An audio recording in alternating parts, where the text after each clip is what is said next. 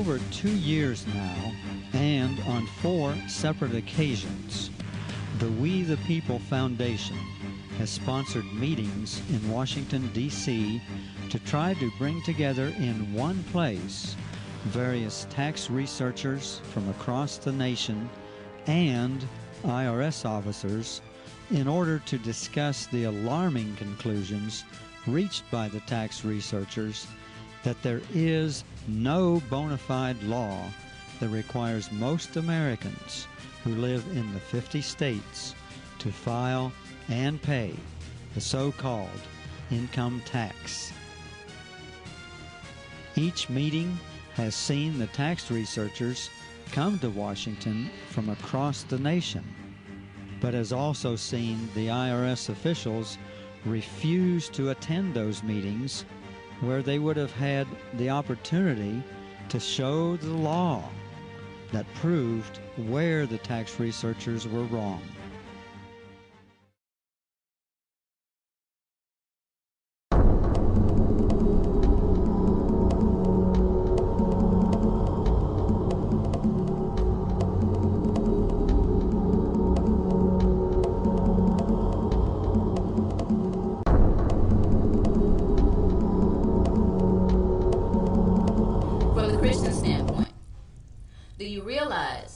Without the income tax, thousands of mothers could leave the workforce and work from home or homeschool, producing intelligent, moral children?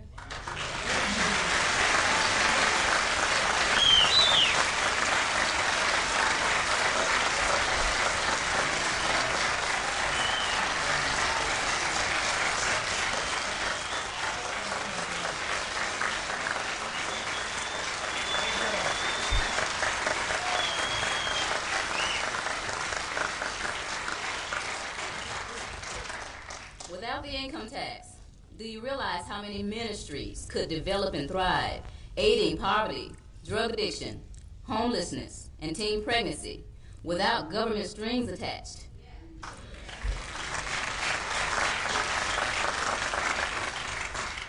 Now, I can all but guarantee you, based on the track record of faith-based programs, that these ministries would not only be more successful than their government-funded counterparts, but they also would be a decrease in the crime rate, the drug trade, teen pregnancy. From a black woman's standpoint, black people in the not-so-distant past finally were free from slavery.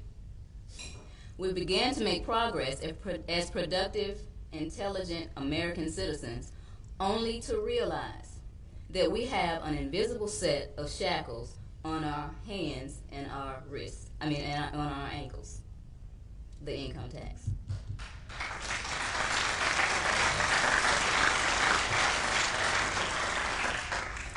And right now, I challenge Kwasi Mfume of the NAACP, Al Sharpton, Jesse Jackson, Louis Farrakhan, the concerned black clergy, the Congressional Black Caucus, Joseph Lowry, and Martin Luther King III of the SCLC, to stop concentrating on racial division and get your CPAs, your attorneys, and your membership to research the legality of this invisible shackle.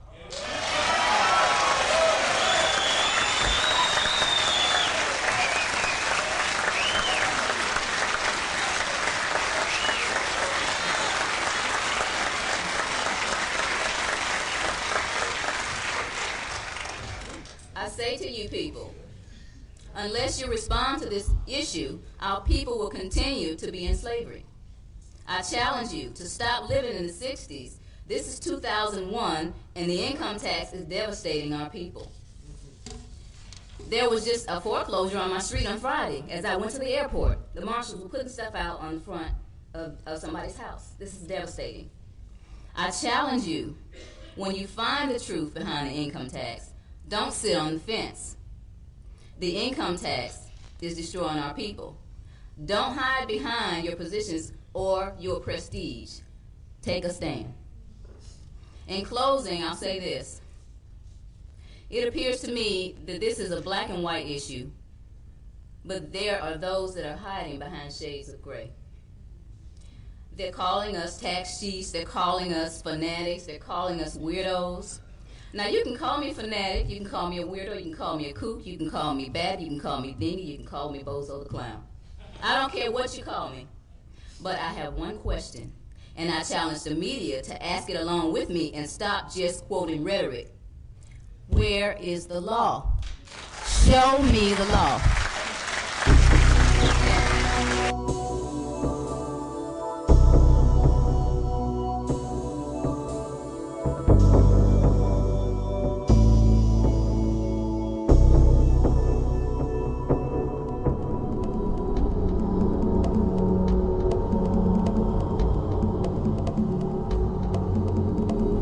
A CPA before I started at the IRS.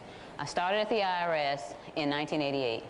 Any Internal Revenue agents in here? Any FBI agents in here? Anybody? Go ahead, stand up. I like to talk to you guys. I like to educate you. But in 88, I started at the IRS. I was there. I started off as a revenue agent. I ended up as a revenue agent. I just, went up several steps while I was there. I left in 95. Now, I'm going to tell you what went on while I was there, first of all. For the first thing is, I wanted you to know that most of the time, I would say 9 out of 10 times, those revenue agents and revenue officers, they have no clue of any of this information. They don't know what's going on. When I was trained, when I was brought into the IRS, we went through several training classes. I would say my first year we had about 4 training classes, and then thereafter we had at least 2 training classes a year. They might have lasted 3 weeks or so during the year. But what they would do, as opposed to using the Internal Revenue Code that Alex was holding up, they would print up little booklets. And they may be 20 pages, they may be 50 pages long. And they would have this information in there and say, okay, this law says that the people have to do this, and this law says that the people have to do that. So what you do is you read over this information as they go over it in class, and then you have these tests. So what do you do to pass the test? You make sure you understand everything, not in the code, not in the regulations, but what's in that little booklet. And I made A's on all my tests. Now, I was not astute enough to think to myself, okay, we're not using the code or the regulations for this. Why aren't we using the code and regulations? I trusted them, thinking that, okay, now these codes and regulations, I'm sure a lot of you have looked at the codes and regulations. First of all, it's thick. Second of all, you have to do this to see it. So I'm thinking, okay, they're saving us some time and energy and some eyesight, and they're putting the information that's in the codes and regulations into these booklets that have much larger writing so that we can understand it that way. Folks, that's not really what was going on. Obviously, you know that. So when I was there, we got trained and went through, and then, you're sworn in. Yes, IRS agents, somebody asked me, the IRS agents do take an oath of office. We swear to uphold the Constitution and do this and that. I don't have it with me. But we did do that. When the first thing that they do is and I'm giving you tips here as I go, they usually bother the mom and pops. Okay, now if you have a W-2 job and you filled out your W-4 and you're making $60,000, $70,000 a year, and they're taking out $12,000, $13,000 a year, and that's what you're putting on your tax return, then they don't bother you because they already have you. They have your W-2. They know you made $60,000 a year. They see that they took out 12, and they're happy.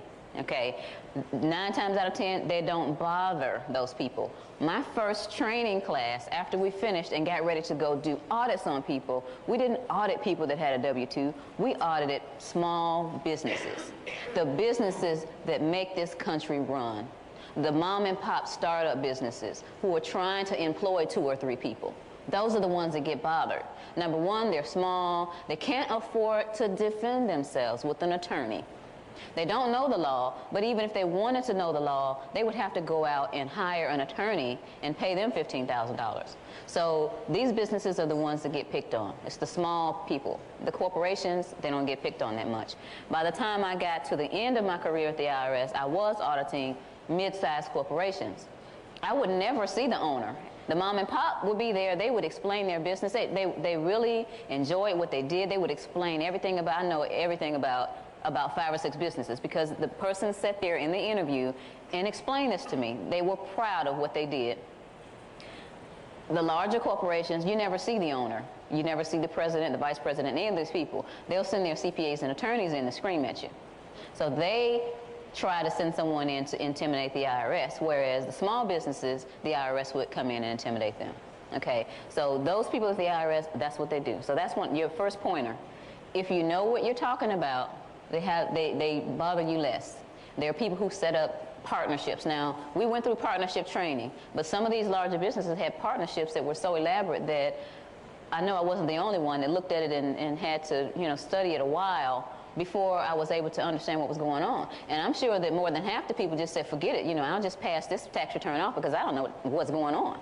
So that's how they get away with it. And little mom and pop have their Schedule C, and they have their income on there and their deductions, and then they whack away at the deductions, and the people don't know what to do, so they just acquiesce. That's the problem. We need to educate people not to give in to that.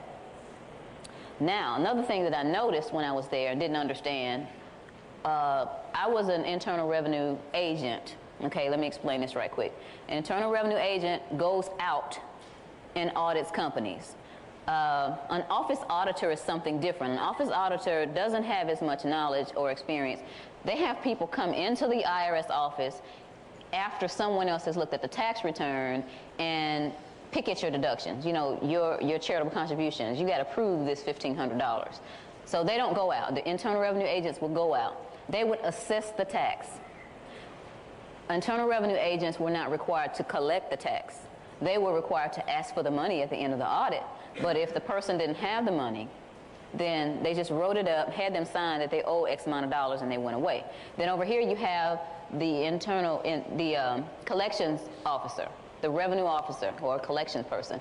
They would get this report that says that John Doe's company owes $20,000. They will go out and try to collect it and put him on a payment plan. Now, back to the Internal Revenue agent. If there was a case that was considered fraudulent, where maybe there were drugs involved or lots and lots of unreported income, it wouldn't go to the collections when it was over. It would go to the Criminal Investigation Division. There, somebody like Joe Bannister would take all the work that I did and then take it to the person and read them their rights. They didn't work the case up. The revenue officer, the revenue agent worked up the case. So I was the one who supposedly knew all these laws and went into these people with this information.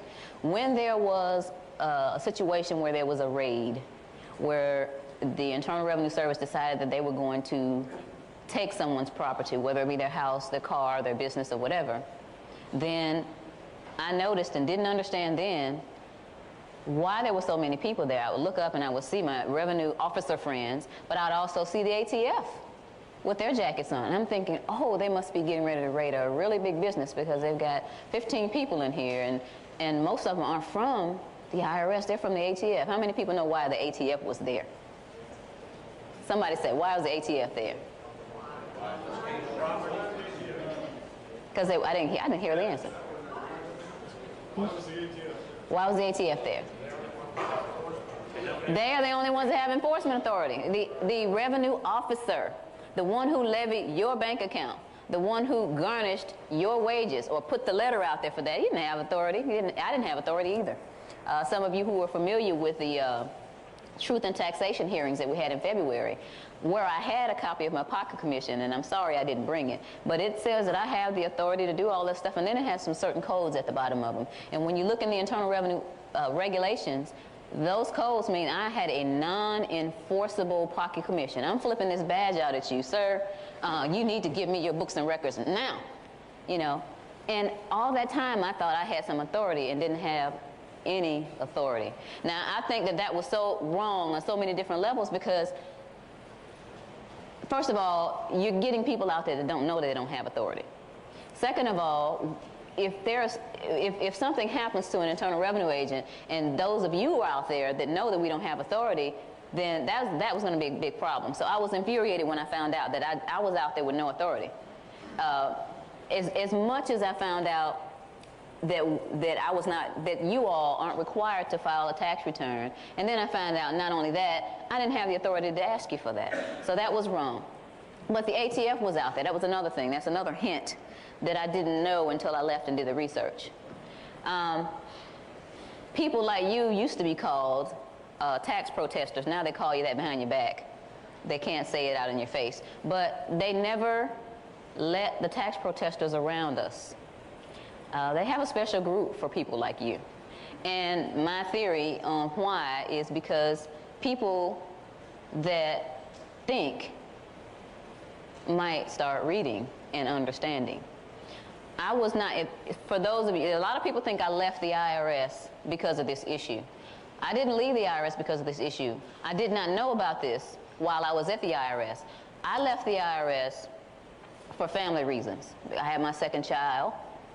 It became a three-ring circus trying to run a household, take care of a family, and work at the IRS. Because by the time I had that second child, I was in the situation where I had moved up in the IRS, had a lot of responsibility, project responsibility, larger corporations, and, you know, getting wired up and taking bribes, stuff like that. And that's a lot on you mentally anyway. But then you got these little critters saying, "Mommy, mommy, mommy, mommy," when you get home, and your head is hurting like this, and you slap peanut butter and jelly on a piece of bread and give them some milk, and you go lay down because your head is doing like this, and I'm looking at the ceiling saying, this is not how God wanted this to be. It's not right. This is not right. So I went through that mental struggle about taking care of the family versus bringing the money in. And along the way, both of us, my husband and I, decided that I was going to quit. Now, at the IRS, you can't have a second job. I couldn't work at the IRS and then go to work at Kinko's or something like that. They may let you work at McDonald's or something like that, but you couldn't get a high-paying job because they consider that a conflict of interest. And surely you couldn't go out and prepare tax returns and do bookkeeping for people, which would be substantially more income, because they consider that a conflict of interest. So I had to go from 50 to 0 when we made that decision. So along the line, we just decided to make it, and you know, God provided. We're in the same house. You know, we didn't have to move into an apartment or a smaller house or anything like that. We are still here. But that's another tactic, because as you talk to people that are within the IRS now, they may believe what you have to say, and I do have some even routing me on secretly. But they're probably making 70, 75, 80 now. They're not going to just, you know, a lot of them don't have other skills. A lot of them are not CPAs, so they couldn't go to work for a CPA firm or start their own CPA firm or whatever. Especially in the collection division, a lot of them, all they know is collections. So the only thing that they could get is another collection job working for a collection organization or working for a corporation that has collections, like maybe a credit card company. But they're not going to get anywhere near $50,000, $60,000 there. So they have shackles on them too. That's not to justify why they're still there. Most of them are still there because they don't know. Once you know, then you got to make that decision. I'm going to give you a couple of more hints about what went on when I was in the IRS. Now, for those of you who are fighting the IRS on income, their little secret, which you can always shoot down, they use what you call the indirect method. How many of you have heard of the indirect method?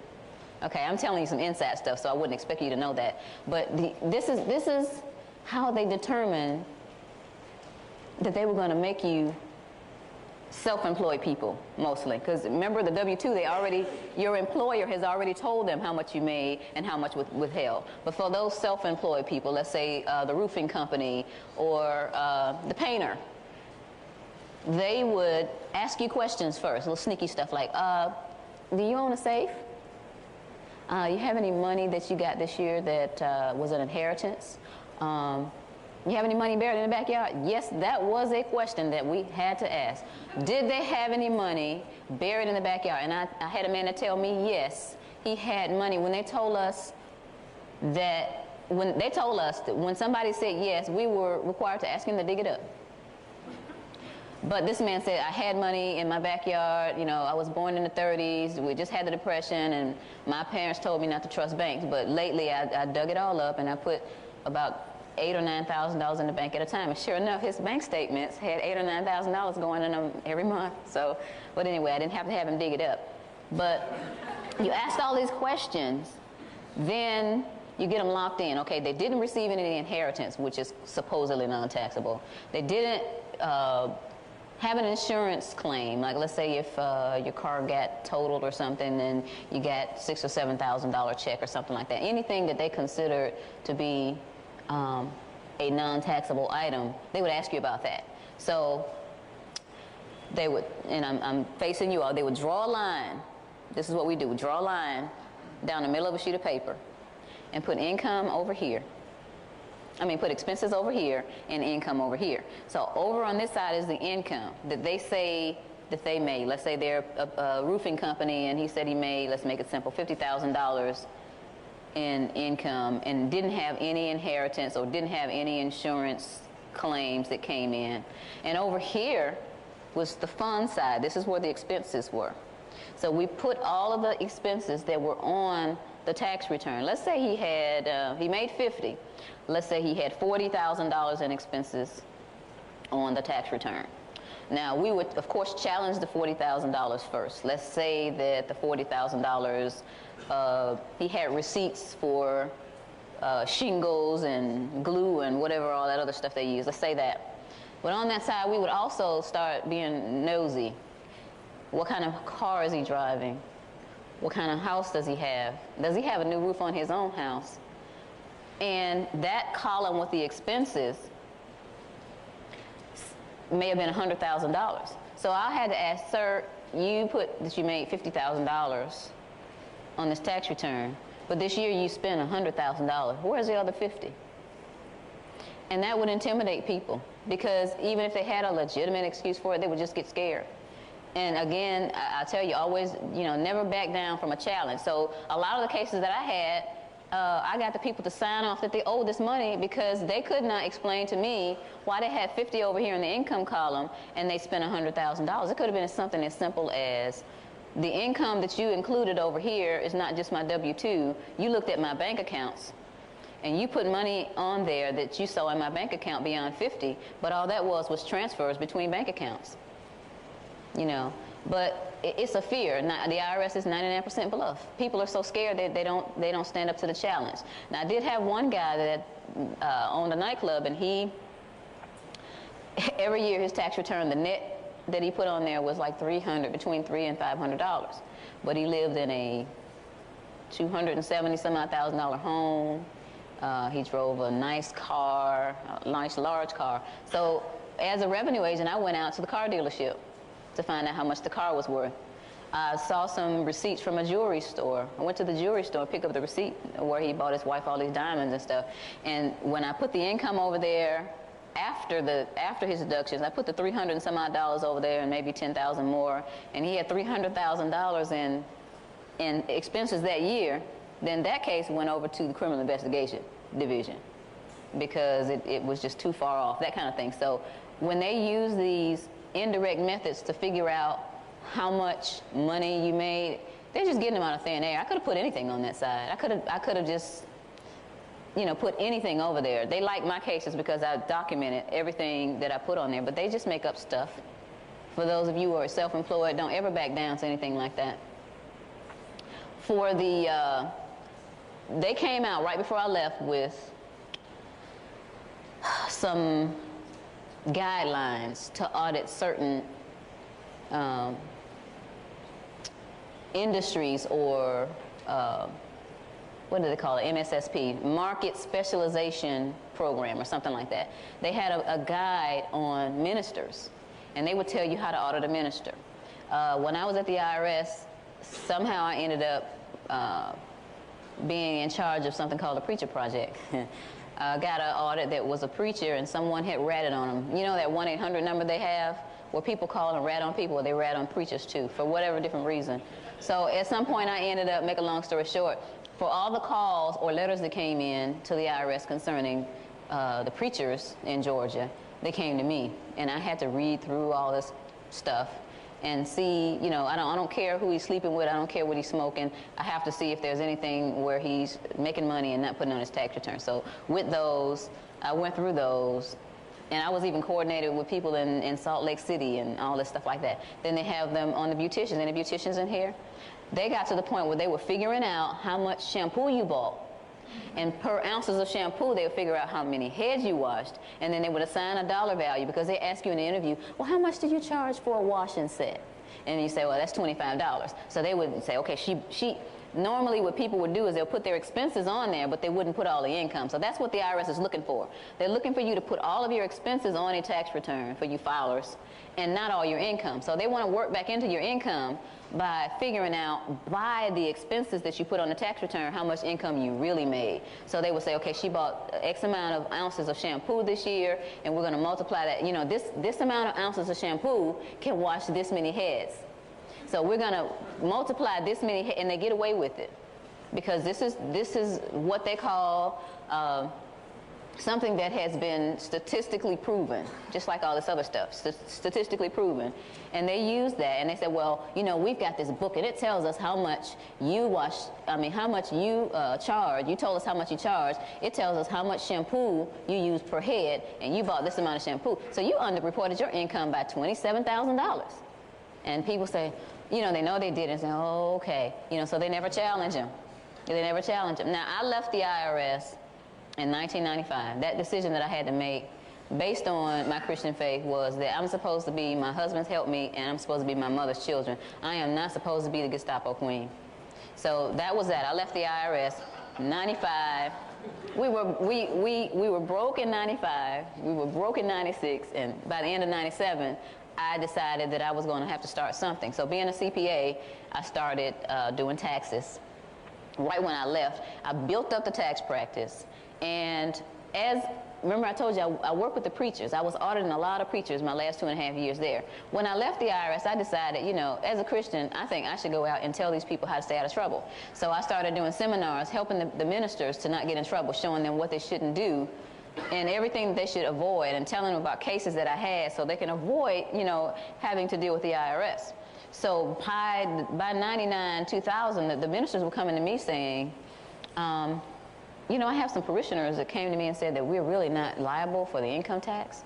Now, these were my prize clients. So I said to myself, I really need to do some research on this, because I started hearing it in 99 also, but I just was too busy doing other stuff to research it. But when the ministers came to me, I started saying, okay, I need to research this at some point. Still had it on the back burner because I had some other things going on. And then, how many of you are familiar with We the People Foundation? Okay.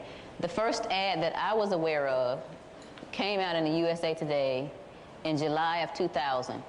And one of my ministers called and said that there's one of my parishioners, and she just has some stuff she just really wants to talk to you about. Can I give you her telephone number? So I said, sure. Or can the minister give the girl my number?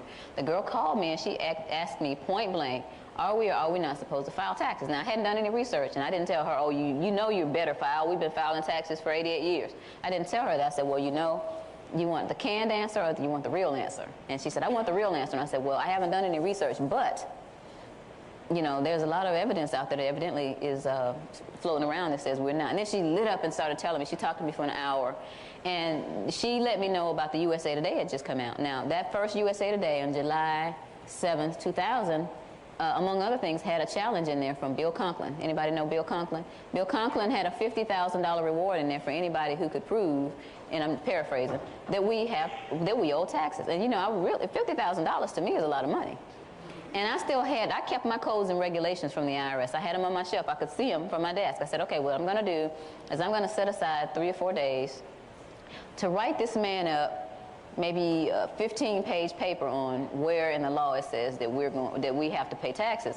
I'm going to get this $50,000. I'm going to pay off this car I bought my husband for his birthday. I'm going to pay off the Visa bill. I mean, that's the type person I am. When I make a decision, I make a decision. So I said, okay, I'm going to put everything aside. I'm going to do this research. Now, 2 days later, I was doing like this. You know, because as I was using the real codes and regulations that we never looked at when I was at the IRS, I started seeing some strange things in there, some inconsistencies and some double talk and some triple talk and a lot of legalese. And I said, wait a minute, I am not able to prove this man wrong after 2 days. So I put it down maybe a couple of days, and I got back into it. And then maybe after 2 weeks, I discovered this thing is a big hoax. And I started to do a lot of research. I started sucking up everything I could see. And I heard about Joe Bannister through the We the People paper. Joe Bannister was a criminal investigation agent for the IRS that had left. So I said, well, he speaks my language. If he has anything to say, if he's written a book or whatever, then I'll be able to understand it because he probably wrote it in the form, you know, the IRS stuff. So I got a hold to his website. On his website, wanted to order a couple of his books. I always order 2 of everything. For some reason or another, I keep one for myself and make sure I give it to somebody else. I wrote him a $44 check, $20 each for the book, and shipping. And about maybe a week and a half later, I got a phone call. He said, hello, I'm Joe Bannister. And after I picked myself off the floor, I decided to give you a call. Because within that check, I had, I'm a real, I guess my motto has been, based on my training from my parents, come big or stay home. Once I realized that this was a fraud, I immediately started telling people about it. And I wanted to get crowds of people together, all my friends and relatives. So I invited them to, not necessarily a seminar, but a meeting that I was going to tell them what my new discovery was. And I wrapped those checks up in there. I wrapped the check up in the flyer so that he would know who I am, ex-IRS agent CPA. So he knew immediately when he opened up the envelope that I was an ex-IRS agent and a CPA. So we talked on the phone for a long time, and that's how I got to meet Joe Bannister. He's my CPA, and I'm his CPA. So if Joe Bannister has a problem in California, I'm on a plane. That's where we've got to be. We've got to stick together. We've got to stick together as a group because, number one, you all know that there's power in numbers. Number two, he can't be out there on his own.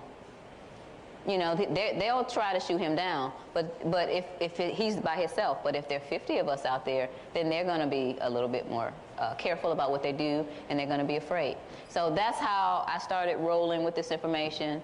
I'm still in research mode. I don't have a lot of time to do research, but as much as I can get away with, I do, because my children are still preteens, and that's I am first a wife and a mother before all of this. So that's what happened.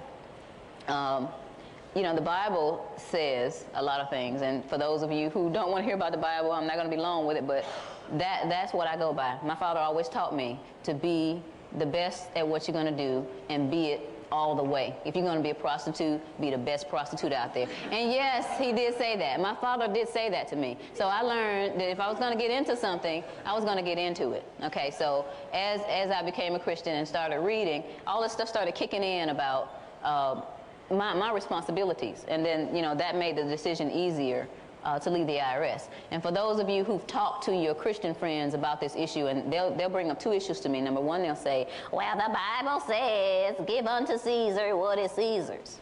Okay, my response to that was, this ain't Caesar's. Okay?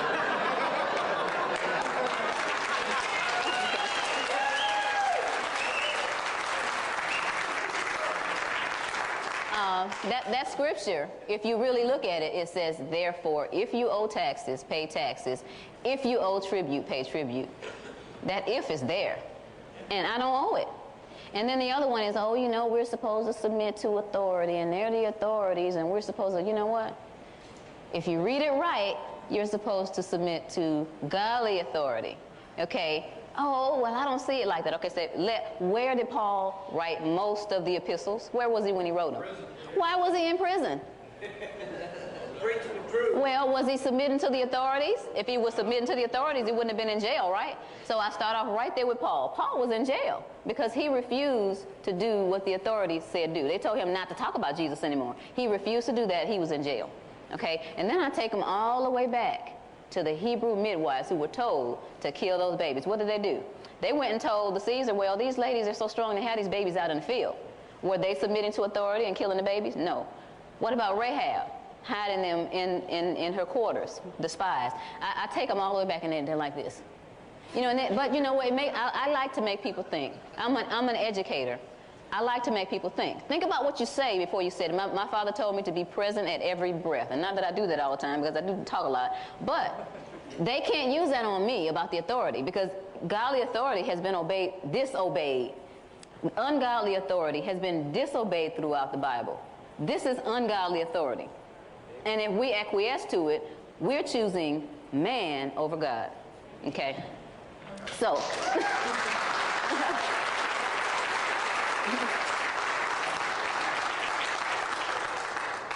Let's talk about where we are now. I'm going to talk a little bit about We the People Foundation.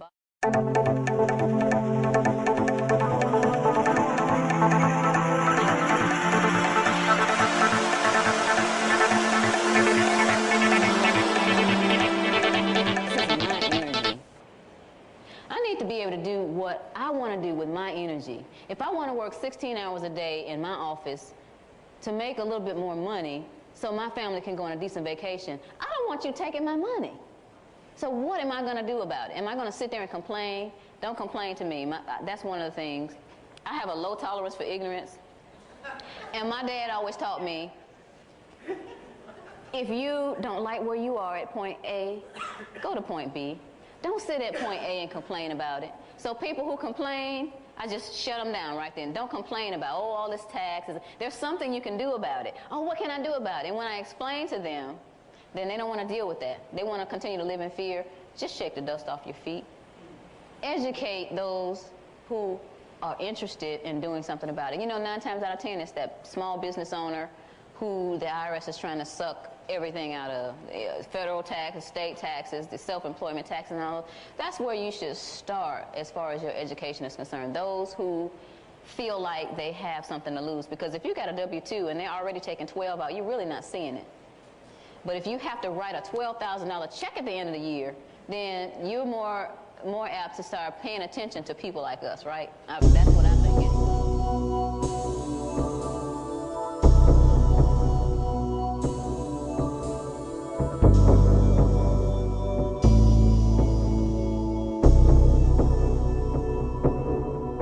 I'm not a former certified fraud examiner. I am a certified fraud examiner. That's something different from being at the IRS. I went and got, took the class and took a test, and I am a certified fraud examiner, and I am examining the biggest fraud this country ever had.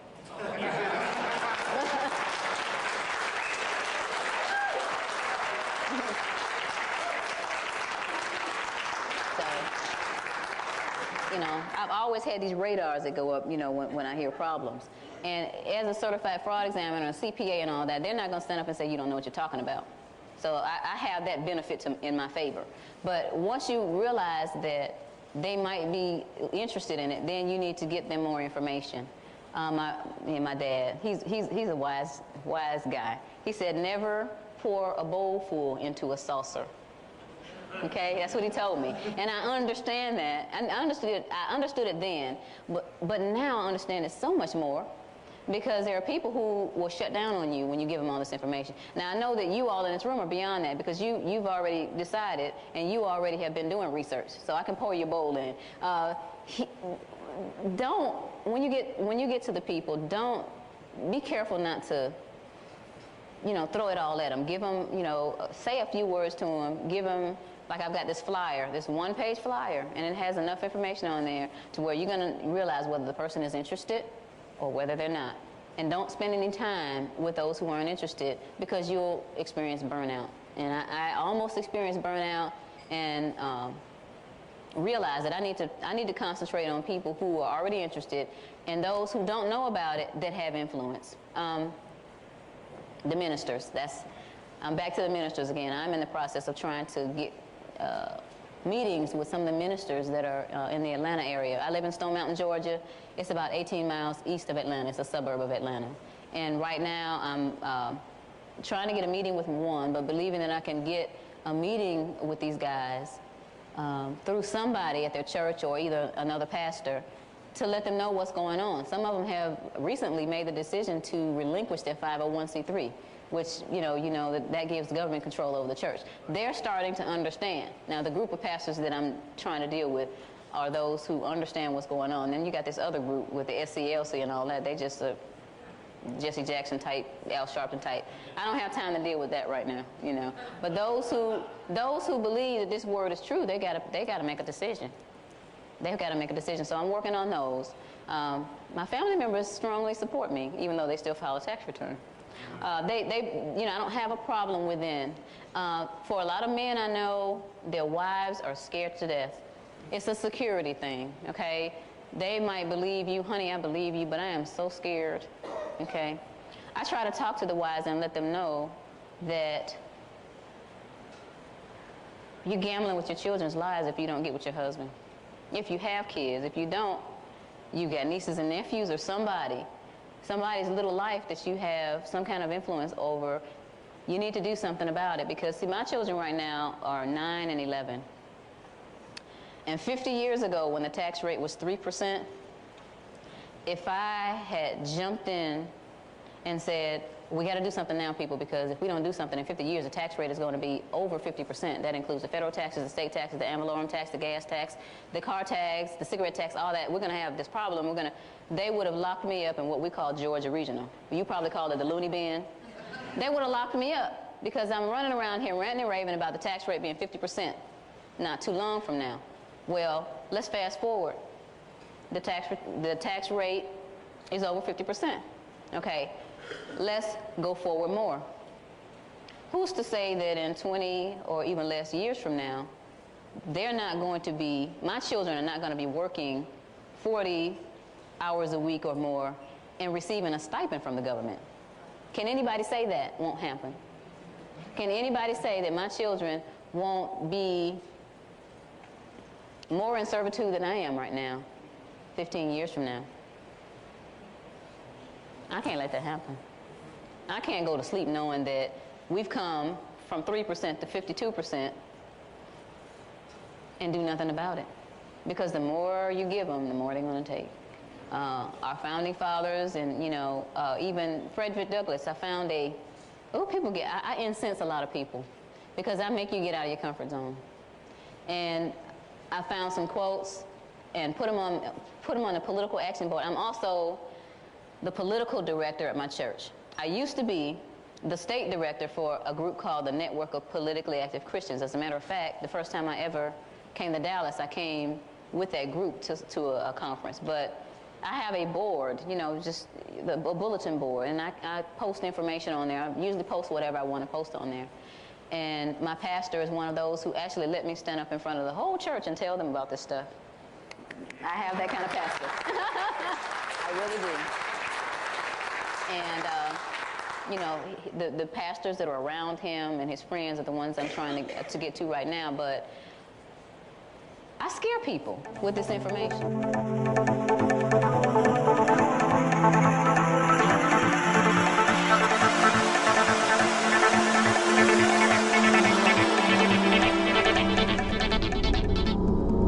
This is not a fight for the weak. You got to have some backbone.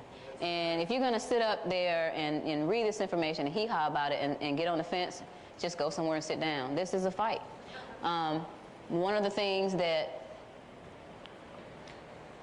I want to get across to you about levies and liens and all that stuff and W-4s.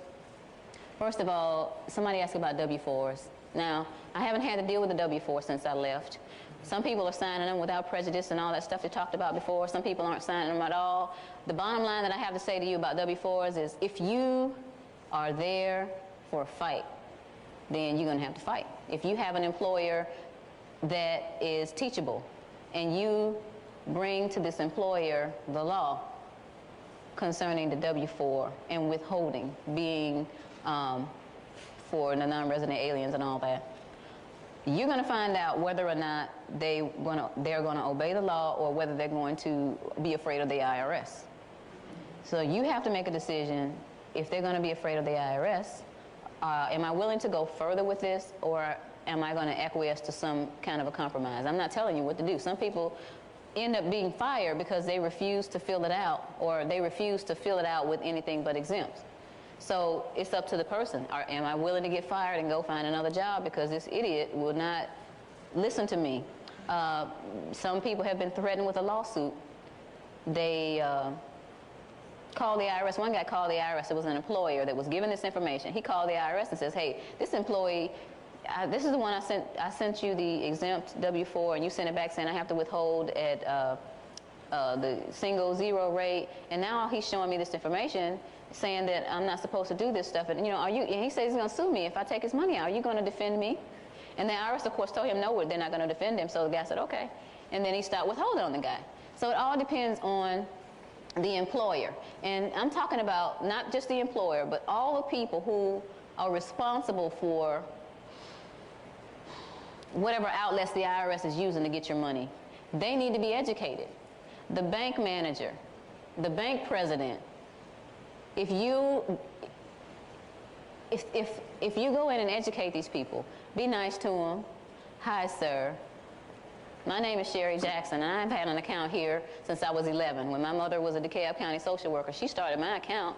I was 11 years old. It was a savings account, and then as I got older and got a job, I opened up a checking account here, and I've always had my accounts here, my first 2 cars that I financed here. And I wanted to let you know something. Here's some information I want to go over with you. This is a notice of levy. The IRS sends these things out. You may have seen one before floating around in here, but I wanted to let you know this is a notice of levy. This isn't a levy.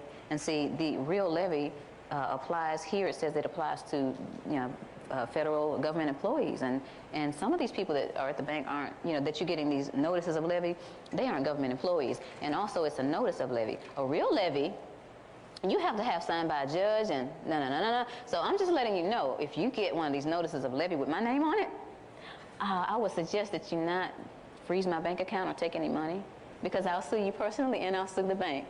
I'm going to leave this information with you, sir, so you can go over it. If you have any questions, here's my card, so you can give me a call and I can give you further information and I can educate you more. But I just want to let you know that what you're getting from the IRS is not valid. I know a lot of people are scared. They live in fear about the IRS, and they think that everything that they get from the IRS is true. But see, here, I'm giving you this information, and I'm letting you know that this is not true. This isn't a true levy, So if you have any questions, again, let me know. But, I would suggest that you not bother my bank account. If they send you a notice of levy on me, you can give me a call, and we can go over this information, and I can show you point by point what's wrong, again, if it's been a while. But don't take any money out of my account, or I'm going to have to be forced to sue you in the bank. Have a good day.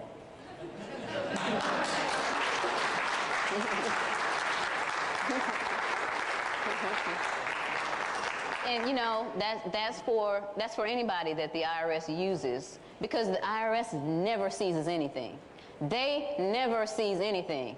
They get your employer, they get the tow truck company, they get others to do their dirty work. Those are the people that you need to educate. If they come and get your car, you need to tell that tow truck, excuse me, what do you have here that says that you're supposed to take my vehicle? Is this valid? Or have you researched whether this is valid, sir? I would suggest you do that, because if you take my car away without knowing that you know that this thing is valid, then I'm going to sue you and your company. Now, I know you're just an employee of the company, but your boss is going to be quite angry if you take this car without giving this information to him so he can check it out. Okay? Other instances of, there's a lot of abuse out there. And again, the IRS revenue officers, half the time, more than half the time, they don't know what's going on. A lot of times they'll bring police officers out there with them, sheriffs out there, which are the ones that have the true authority. So the revenue officer or the revenue agent will come out with the sheriff. Our sheriffs need to be educated. Our deputies need to be educated. I just had a situation over spring break. I'm a fighter. I'm one of those real in-your-face type people. I'm a very busy person. I run a tight ship. I wanted to take my children on a vacation. They'd never been on a cruise, but they wanted to go to Florida. And I just so happened to get a phone call from, I'm going to go ahead and tell it, the Ramada. And they said they have a land cruise package. I said, this will be perfect. We're going to put you in the Ocean Beach Resort. This was the Ocean Beach Resort. Sounds good, right? Okay, so I said, okay, I'm going to pay for this package, da-da-da-da. We get there, and this Ocean Beach Resort is the Roach Motel. Not only that, there were 50 people in the lobby, all angry, because they realized that they've been herded in here like cattle. And see, I start getting real angry real easily when stuff like that happens. They put you in this long line, and you had to do all this check-in. And then part of the hotel was over here, and the beach was over there. But part of the hotel was on the other side of this big, busy street. And they were putting all these people over there. And I realized after a while, this package was over on the other side. So what did I do? See, I don't play with people. I called the sheriff. I called him. I said, I'm a certified fraud examiner from Atlanta, and there's a fraud going on here, and things are about to get to blows, so you all need to get out here now. Because there were actually people that were getting ready to fight, because they had parked out in the front thinking that they were going to get in quickly, and some cars were blocking other cars that were trying to get out, and the people were going to blows because the man said, I'm not getting out of line. I'm third here. I've waited, you know, I started out back there. I'm third in line. I'm not getting out of line until I get my reservation. So they came, and I told them what went on, and now I'm going to send the two deputies, there were two deputies, I'm going to send them a package. I'm going to say thank you for helping me, you know, back in April, and I'm going to send them a package. And I know they're willing to, because they sat and talked to me, and we talked about other things. Before I left them, I said, make sure you read your Constitution. So that's how you get in there. How many of you know police officers personally? Of you, how many of you have given them some of this information? Okay? They have friends also. We need to educate our police officers. They don't know. Educate our sheriff's departments, the deputy sheriffs, the police officers, anybody that you think in the end is going to have some influence. And even those people who are naysayers or might, you know, say you're crazy, what if they're on a jury one day and somebody's put on trial for failure to file a tax return or something like that? They're going to know that there's something going on. They're going to remember you. So at least give them some information.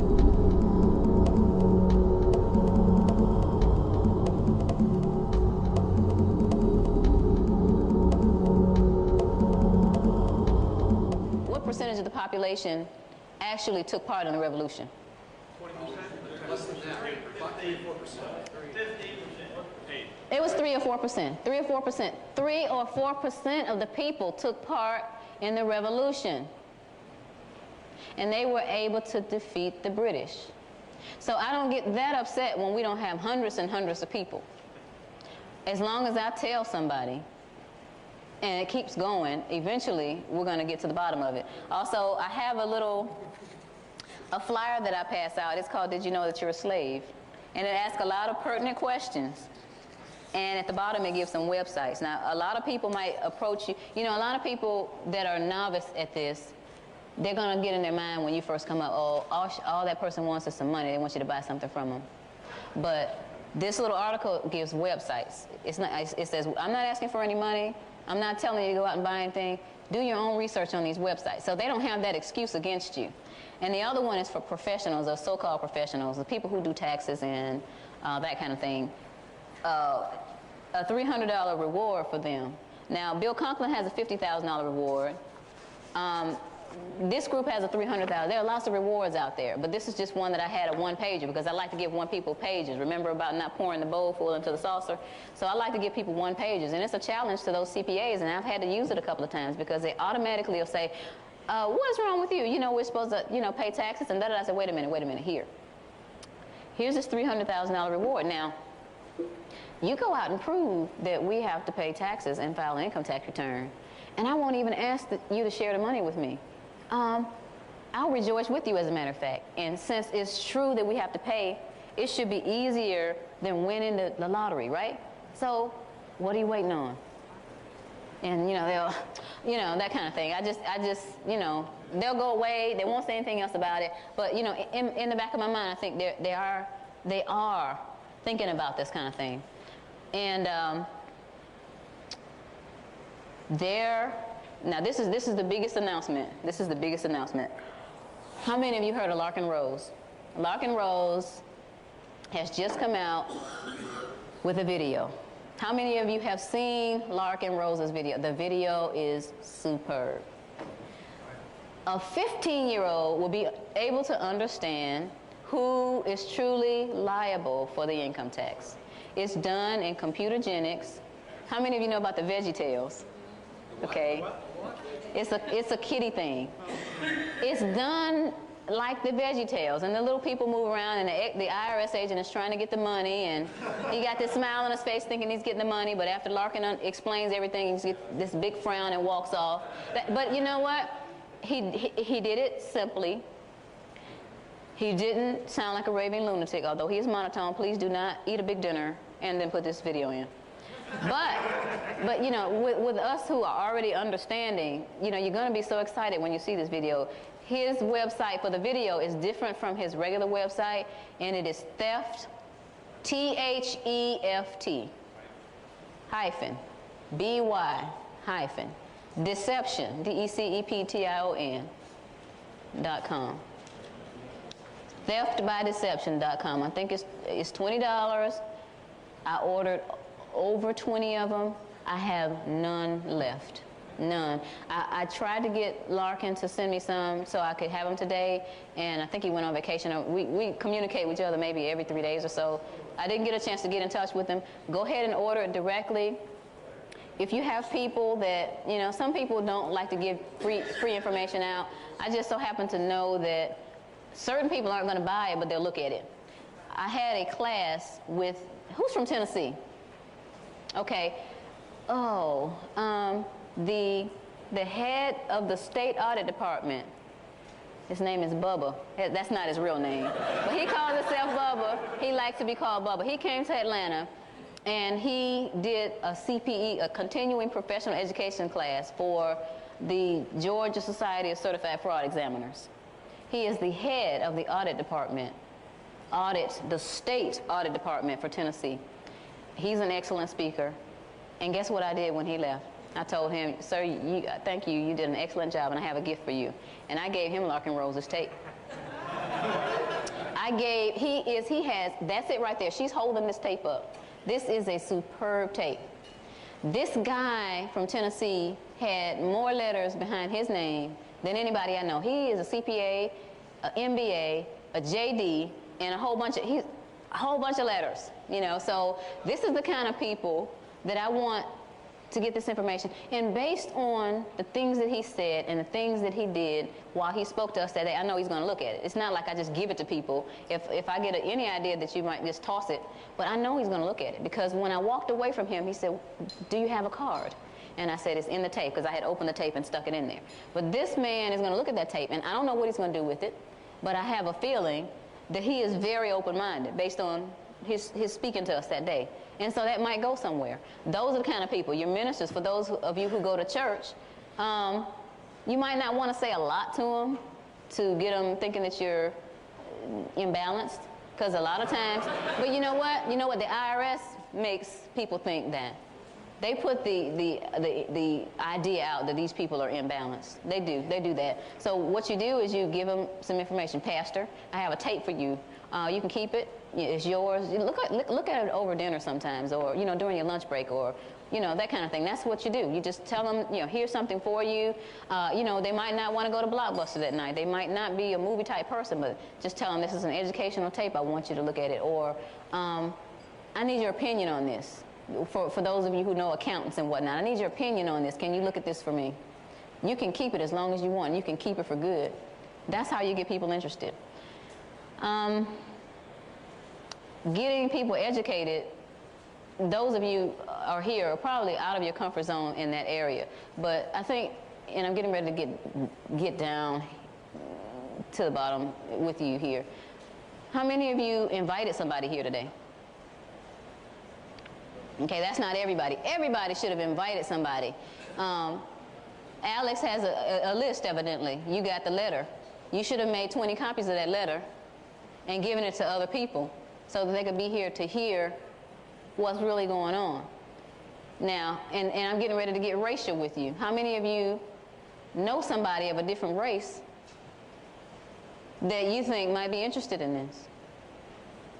Okay.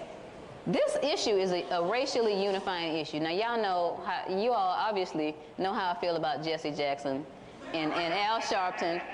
They are publicity whores. And every time there is a racial issue, now I know, let me say this, I don't know what Al Sharpton's done, but I know, you know, back in the 60s, Jesse did some good things.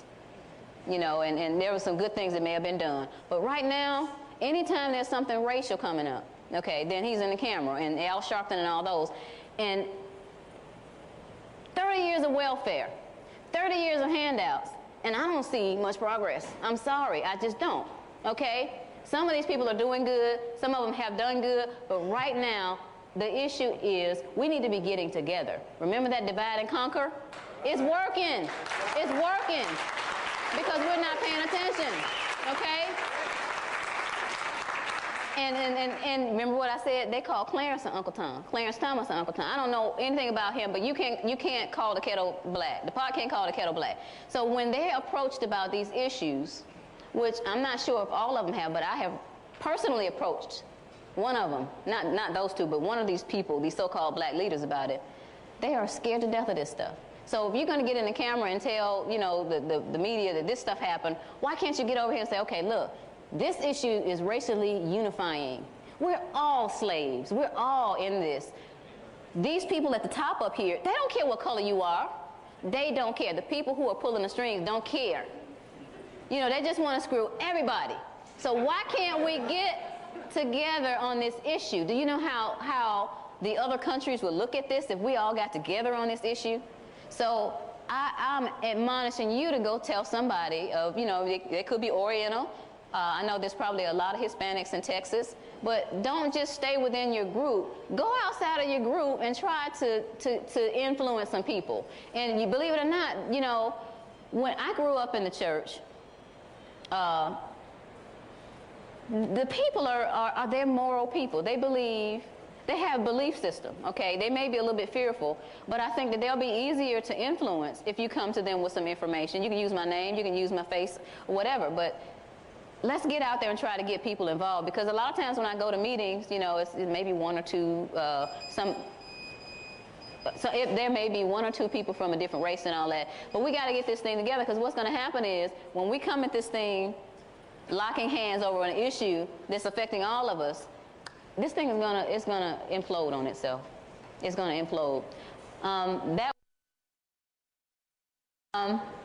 Another thing that was brought up in one of the conversations that I had with somebody at the back is about our education system.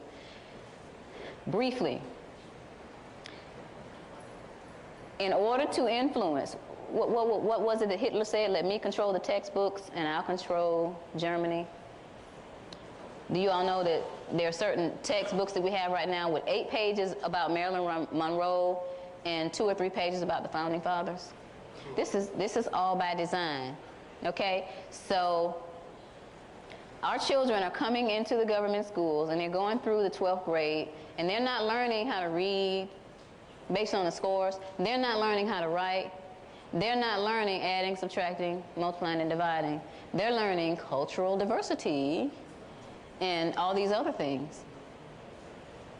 And we're not going to see those that pull the strings have this design. Now they're influencing us this way, but in order for them to have the minimal resistance with our youth is to start teaching them when they get into school. So they can be drones. How many of you seen the Star Wars? Those things come out. You know, that's what they're creating here. And I know I'm not the first one to say this, and I probably won't be the last, but I wouldn't have my kids in the government schools. Now, my kids are in private Christian school. I tried homeschooling for a couple of weeks at one point. I am not graced to homeschool because I have 2 strong-willed children, and it didn't work out. But some of you can homeschool, and if I had to dig ditches, people, I'd rather dig ditches than have my kids in the government school. Am I done? Oh, no, ma'am. Okay, I would rather dig ditches than have my kids in the government school. So if it comes to the point where I'm not making enough money to keep them in there, then I'm going to dig ditches. I'll work at McDonald's. I'll go to Burger King. I'll do whatever. But they are not going to government schools. And I suggest that you tell your children, those of you who are grandparents, and your friends, and explain to them that they need to protect our kids. And right now, they're drones, and they're coming up, and they're gonna tell you that you are the one that's wrong.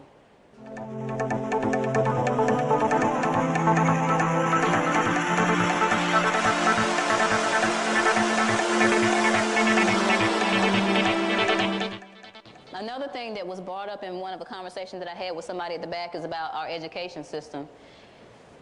Briefly, in order to influence, what was it that Hitler said? Let me control the textbooks and I'll control Germany.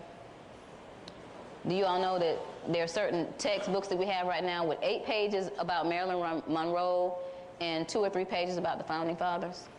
This is all by design, okay? So our children are coming into the government schools and they're going through the 12th grade and they're not learning how to read based on the scores. They're not learning how to write. They're not learning adding, subtracting, multiplying, and dividing. They're learning cultural diversity and all these other things. And we're not going to see those that pull the strings have this design. Now they're influencing us this way, but in order for them to have the minimal resistance with our youth, is to start teaching them when they get into school. So they can be drones. How many of you seen the Star Wars? Those things come out. You know, that's what they're creating here. And I know I'm not the first one to say this, and I probably won't be the last, but I wouldn't have my kids in the government schools. Now, my kids are in private Christian school. I tried homeschooling for a couple of weeks at one point. I am not graced to homeschool because I have 2 strong-willed children, and it didn't work out. But some of you can homeschool, and if I had to dig ditches, people, I'd rather dig ditches than have my kids in the government school. Am I done?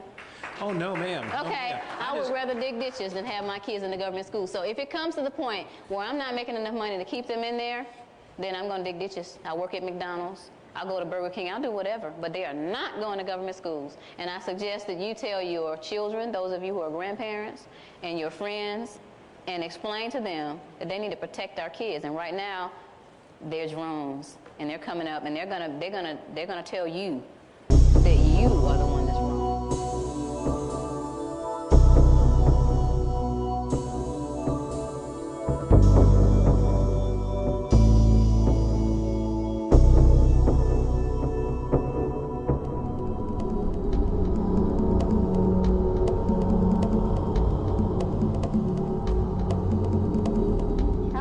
I hope you're getting a lot of information. We're trying to get it out there, and I'm hoping that you're sucking it in. We are. Where are the other ones? Okay. I had a little plan here, but they're not with the program. I wanted you to know, of course you know I'm Sherry Jackson, and this is my daughter Raina. I have a son somewhere around, but I wanted them up here for an example, and I'm gonna let her go back to the room, but I wanted to say first of all that this is why I do what I do.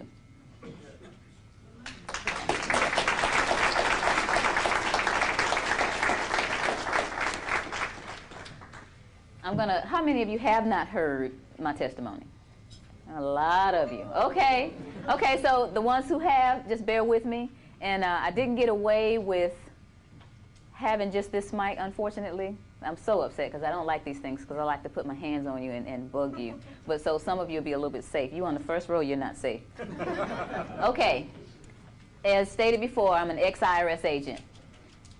I'm also a certified public accountant, a certified fraud examiner. I worked for the Internal Revenue Service from 1988 to 1995. Before I get into that job, I wanted to let you know something, because there's maybe some people out there that, how many IRS agents are in the room? CID agents, FBI agents? I know you're not going to tell me anyway. That's okay. That's okay. I wanted to prove a point here. A lot of people run around saying that people like us are kooks. Well, they can't say that about everybody, but they might say, well, those 3, that John Turner and that Joe Bannister and that Sherry Jackson, they're just disgruntled ex-employees. They're just, they'll pass it off. But I wanted to show you, Joe and John came all the way from California, and I'm sure that they have these too. I wanted to put it on the record that we excelled. Joe Bannister was at the top of his class. I'm sure John Turner got accolades. Here, I started at the IRS in 1988, and I got the fraud award. I became the fraud queen almost off the bat. Okay, so I got this award. Somewhere along the line, I got this award from inspection. And these are just the ones that I put on the walls. I have little ones. This one comes from the Internal Revenue Service Commissioner, the commissioner to me. So nobody can say that Sherry Jackson, John Turner, or Joe Bannister were disgruntled employees. For the record.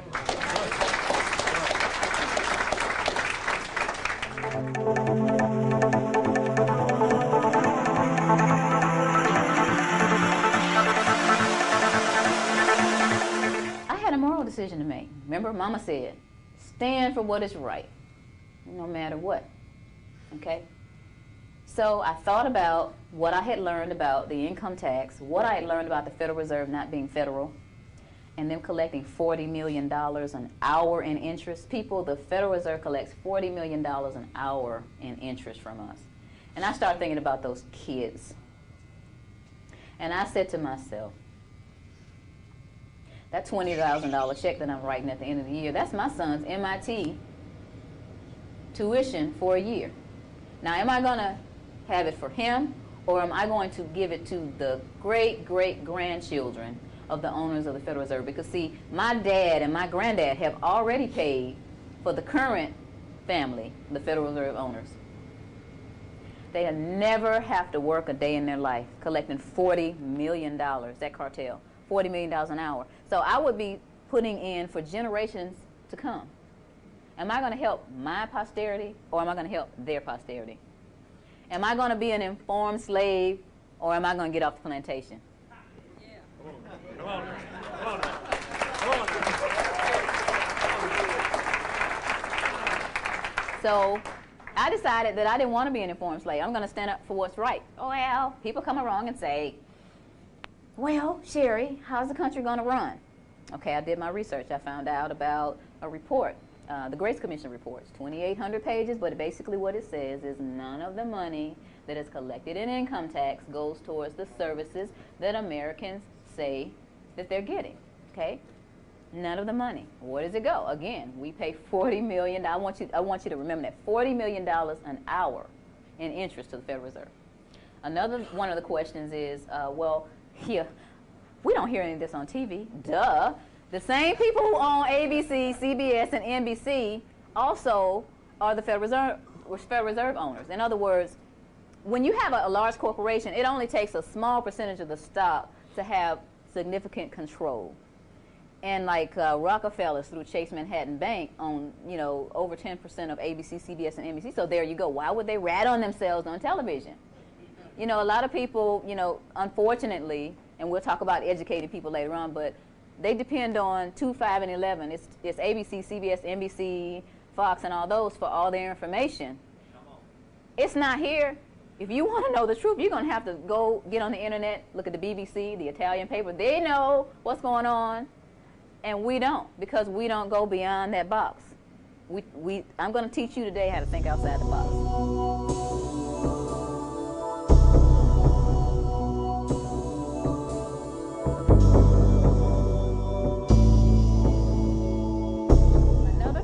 A lot of people say, well, aren't you afraid they're going to take your stuff, they're going to take your house, they're going to take your car, they're going to, whatever. And I think God had me in place at the IRS, so I wouldn't be afraid of them, because I'm not afraid of them. When I come into the IRS for whatever reason, they want to say, who are you here to see? Who are you here to see? They don't want to see me because they know the integrity that I have, and they know if I'm representing somebody, then I have my stuff together. So they don't want to see me coming in there. They just don't. I'm not afraid. I'm not afraid.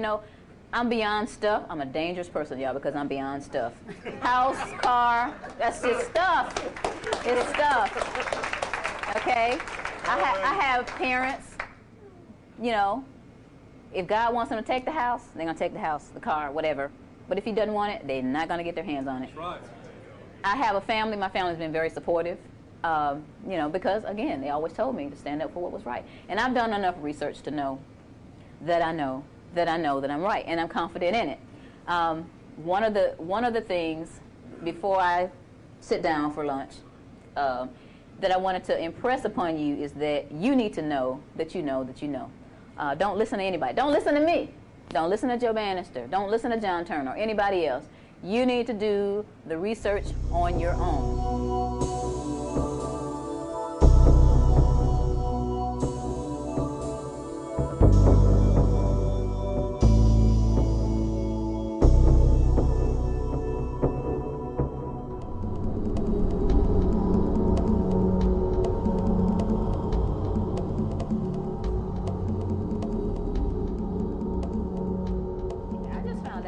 know this when I was at the IRS.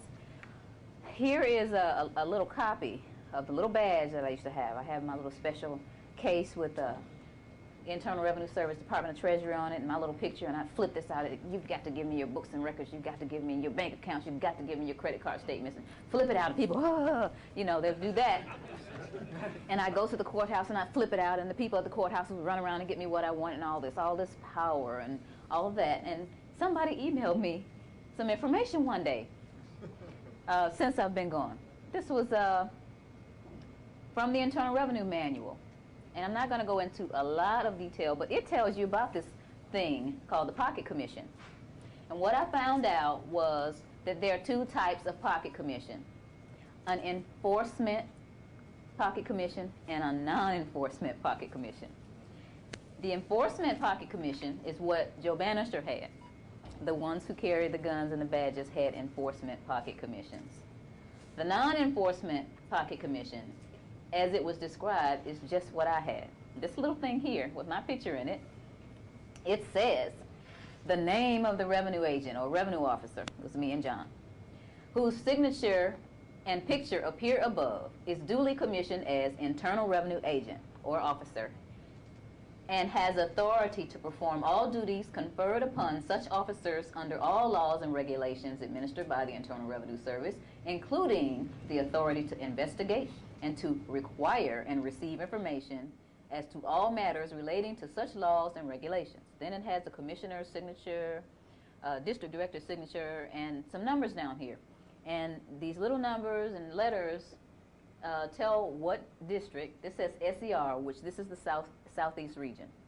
And then it ends in A. That A means administrative. So I was out there on the front line flipping this thing around with no authority whatsoever. Remember that. This is part of education.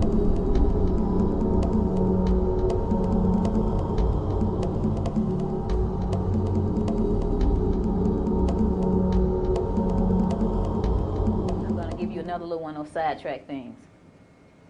You that have young children or you that have grandchildren, teach them how to play chess. Teach them how to play chess. They will learn how to think. When you move a chess piece, before you move that piece, you got to figure out who's around you and what they can do to take your piece. That other person, when that person moves, you got to think, why did they move there? What is it that they see in my arena that they can get to if I move a certain way? So that'll make you think. Teach them how to play chess. Forget about all these little other games and these video games, the things. Just get them to learn how to play chess. That'll open up a whole new world to them as far as thinking is concerned. Okay, the game is to keep you dumbed down. The media, the entertainment world, and the education system is out there to keep you dumbed down. Let's talk about the media.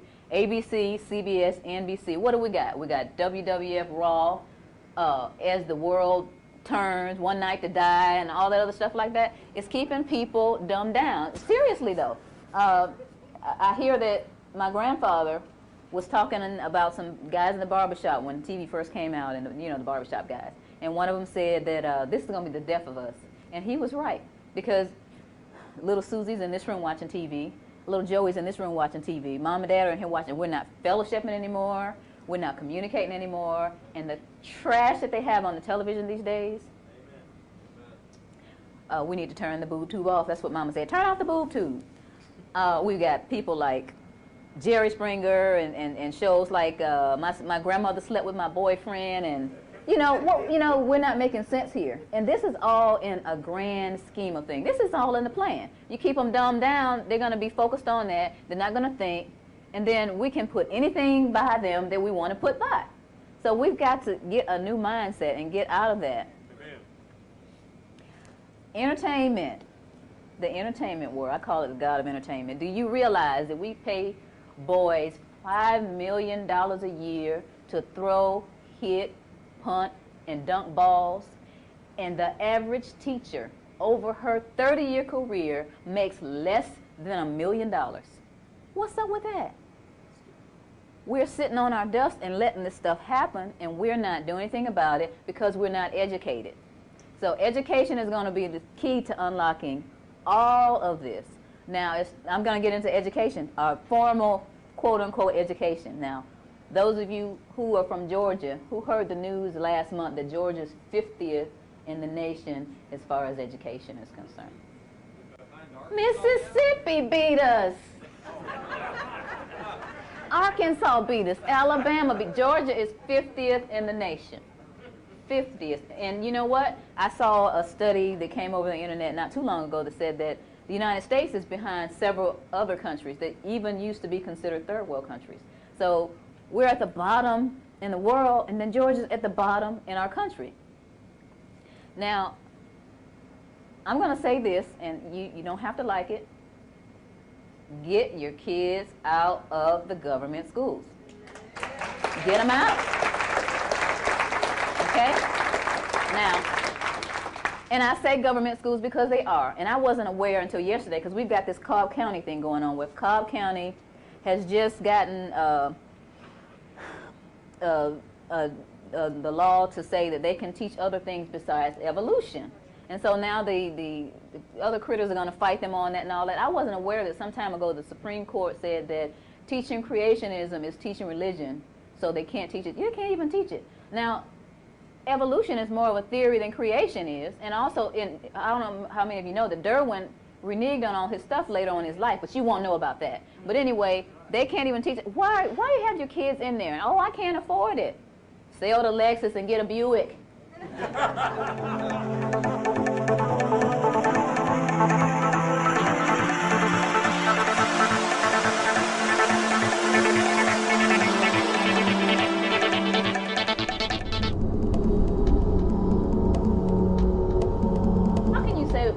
You're the parent or the grandparent, and you're in charge of education. The school has them, what, 6-7 hours a day, you know, and then it's time to go to bed about 8 or 9 o'clock. So between that time, you got to eat and have homework. So somebody else is raising them. So in order for us to get our freedoms and liberties back, we've got to take back over the education of our kids.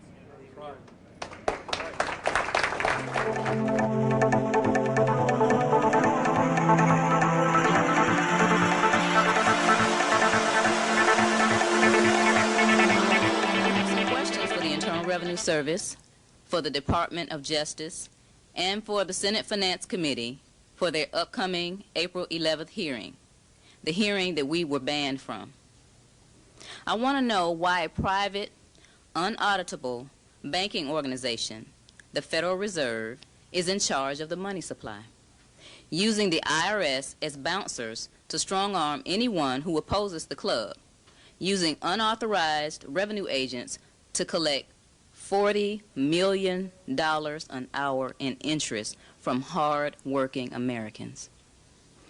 I want to know why Congress doesn't print the money itself and eliminate income taxes altogether.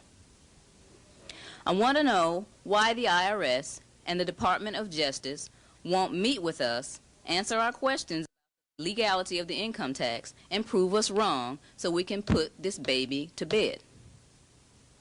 I want to know how the IRS can demand over 30% of my hard-earned money when God only requires 10%. I want to know why the media has blacked out coverage of all intelligent debate and discussion on the income tax while focusing on people in trouble for arguments that are not on point to the truth. I want to know why you continue to think the American people are not paying attention to this issue. As of April 3rd, 2002, CNN reported that over half the American citizens had not filed a 2001 tax return. Americans are not stupid. The sleeping giant is waking up. I want to know what Constitution the Congress and the courts are following. It certainly isn't the one in the National Archives, based on what it says and what they are doing. I want to know who in this great country is willing to stand up and prove Alan Dershowitz wrong. This guy is the Harvard law professor who says we don't have any unalienable rights, that all our rights are subject to modification, that the government should not be chained by the Constitution because the government can do good things for people. Yeah, right, Professor. I want to know why there are people sitting in jail for failure to file when these questions have not been answered. Let them out until you show us the law. I want to know why, after physical slavery was abolished in 1865, how it is that I'm still a slave in 2002. I challenge the Congress, the press, law enforcement, and any citizen with a backbone to turn off the TV, put down the romance novel and the golf clubs for just long enough to demand the answers to our questions from Congress while there's still some faith in the system. Show me the law. Thank you.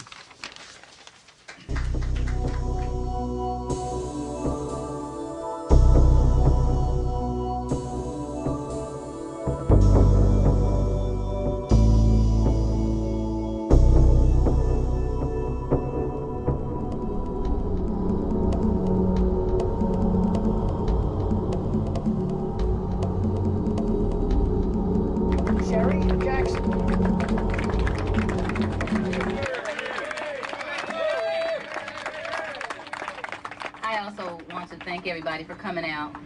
You are a brave set of people. As far as where we go from here, I encourage you to continue to educate the people in your community, come up with ideas to get your churches involved and your civic organizations.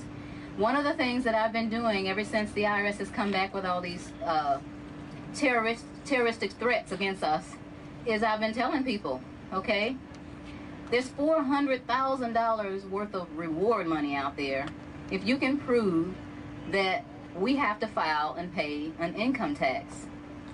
Now, people, if you believe the government is right, why can't you get the $400,000? Hey, this will be easier than winning the big game.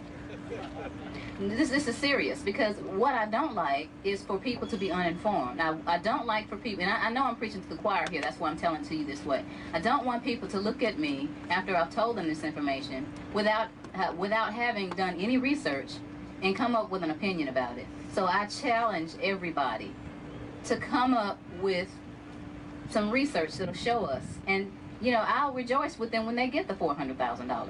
So that's one of my main talking points now. And I want to address a little bit about the 60 Minutes. I was appalled at the 60 Minutes 2 presentation. Now, this lady, Raylana Fields, had talked to me at least 90 minutes, at least twice, and I'm sure she's talked to a whole bunch of the other researchers and gotten enough information to give a balanced story. But it's time for us to start turning off the television if we can't get unbiased reporting. Okay? And as far as the Cato Institute guy is concerned, I am not a foolish hero. I am a Christian woman who has turned off the Oprah show, shunned Judge Mathis, and ignored Days of Our Lives and the Practice. I've picked up a copy of the Constitution, the Internal Revenue Code, and the Creature from Jekyll Island, and I found out that I've been raped and duped for years, and I'm sure you have too.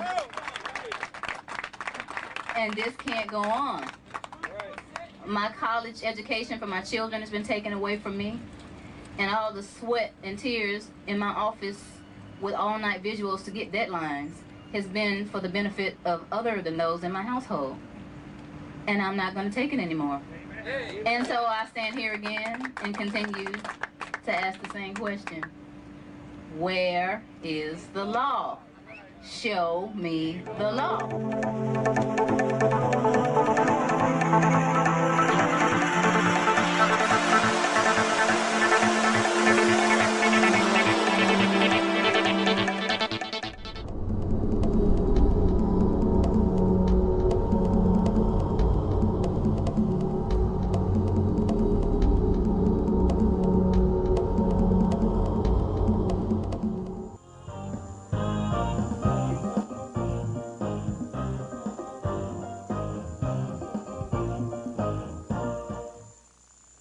My name is Sherry Peel Jackson, for those who weren't here yesterday. I'm a certified public accountant. I've been a certified public accountant since 1987. I was an internal revenue agent in the Atlanta district for 7.5 years. And as of the year 2001, I became a certified fraud examiner. I'm here to summarize the tales of ignorance, deception that you've heard over the last 2 days, and I'm here to inform you of the state of the nation so that you may choose your course of action. Now, you've heard the truth of how the Internal Revenue Service, the Department of Justice, the Federal Reserve, and the politicians have perpetuated the smoke and mirrors, dog and pony show on you, the American people, over the last 88 years. You've heard of the American families that have been destroyed and devastated by the invasion of privacy, unbridled fear placed upon them through threats of liens, levies, and even jail time. In my tenure as an Internal Revenue agent, I personally saw marriages broken, families torn apart, and homes confiscated, businesses destroyed, all while my colleagues and I were out making unjust demands on the American people without the authority. So I want you to be the judge, okay? You've seen that Commissioner Charles Rosati, Dan Bryant of the Department of Justice, the majority of our congressional delegation, and our civil servants have refused to do their jobs. It would have been as simple as answering the questions of these well-educated researchers in a public forum such as this one, but they have reneged, so you be the judge. Now, you've learned that the Constitution of our United States has been trampled on and ignored through allowing the privately owned Federal Reserve to create paper money, charging you, the American people, over $47 million an hour in interest. I'm going to say that again. You might not have gotten it. They charge you over $47 million an hour.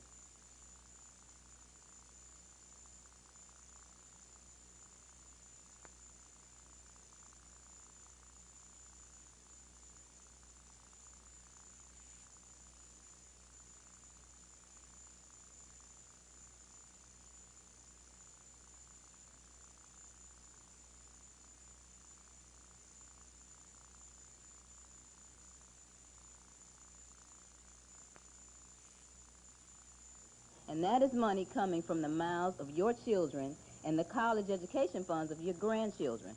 All the while, the children and the grandchildren and the great-grandchildren of the Federal Reserve owners never have to work a day in their lives. And that is wrong on so many different levels, people.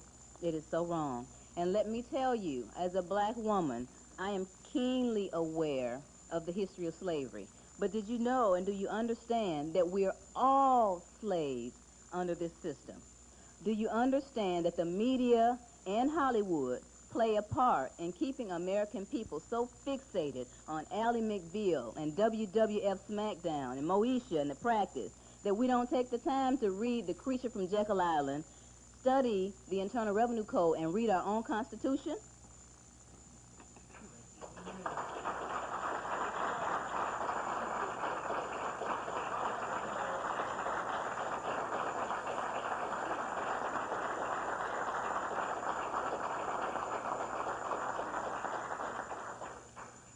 Now, let me just take a minute to address my culture. I have to do this. Do you realize that the so-called black leaders make millions of dollars every year playing the us against them role, keeping blacks fixated on the race card and away from the real issue, which is the theft of our future through taxation? These publicity mongers are well aware of the oppression brought on by income taxation.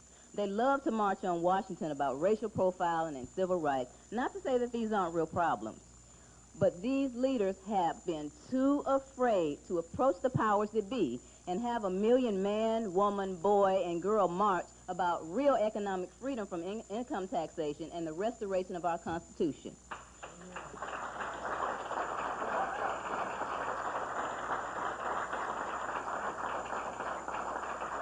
And they have the nerve to call Clarence Thomas and Uncle Tom. Also, there's been a lot of talk lately about reparations. I had some people come in here from Alabama, and they wanted to know about this reparations thing. But know this, if all Americans were able to keep the money withheld from their paychecks every year, that money would be able to get them to homeschool, to be debt-free, to build businesses and boost the economy, save for college and retirement, and yes, even buy that 40 acres and a mule. So you be the judge.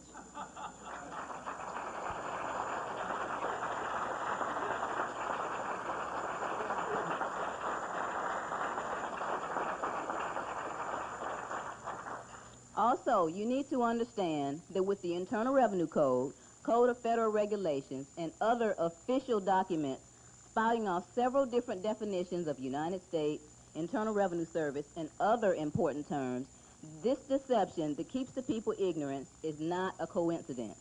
The writers of the code use semantics and legalese to make us think that we were required to pay an income tax and file an income tax return.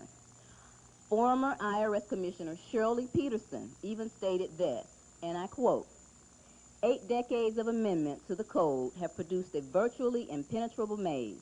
The rules are unintelligible to most citizens.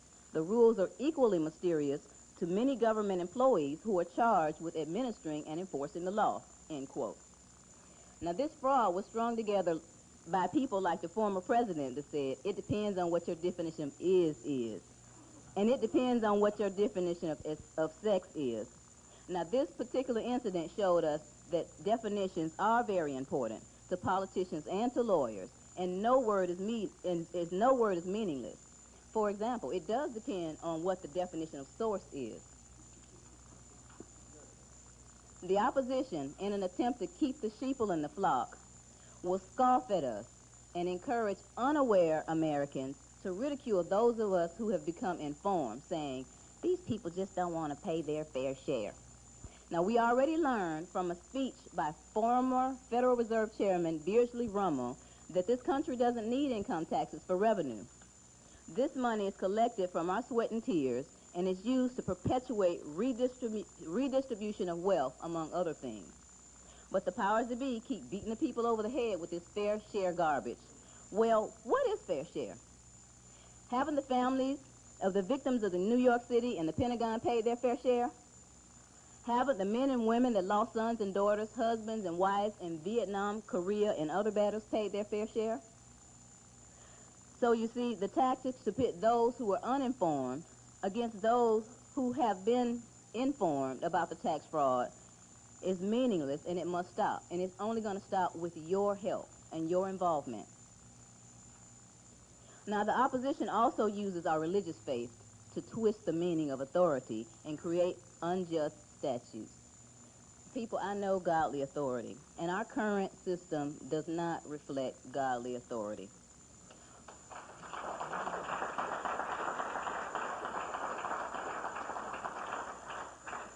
Many of our past and present religious leaders have been jailed for questioning authority. They've been beaten, starved, and even killed for their faith and their defiance of injustice. And I have a question for you, people of America. Is what you're living for worth dying for? Are you willing to take a stand? It's your choice, and it's time to make that choice. The creators of this creature called the income tax engineered their system to manipulate you into staying in your comfort zone with a little bit of patriotism here and a bit of fear tactic mixed into a pot of inflation and deflation. They've been able to keep the people confused, intimidated, and obedient for over 88 years. But now the truth about the fraudulent origin and the operations of the Federal Reserve System and the Internal Revenue Service has been revealed to you, the American people. You can no longer claim ignorance to the truth. You must acknowledge it or reject it. The choice is yours. And the consequences of your decision will rest on the shoulders of your children and future generations of Americans. You can remain an informed slave, or you can get off the plantation.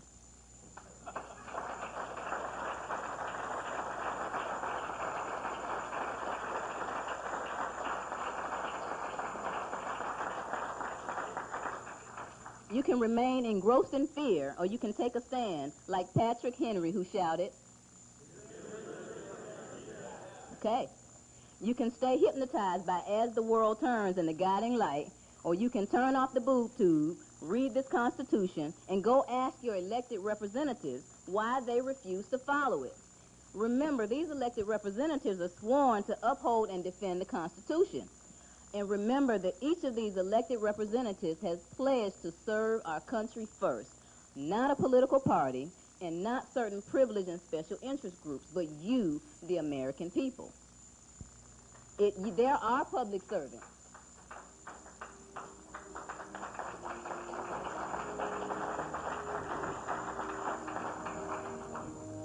In closing, we've shown you the truth. Now, for the sake of our country and our children, we ask you to choose justice over injustice, unity over division, courage over fear, and truth over ignorance, and liberty over economic slavery. We've asked you to stand with us and let the voice of freedom be heard from every corner of this great country. It's time to end this long-standing injustice and tyranny over the American people. It's your choice, and it's time to choose.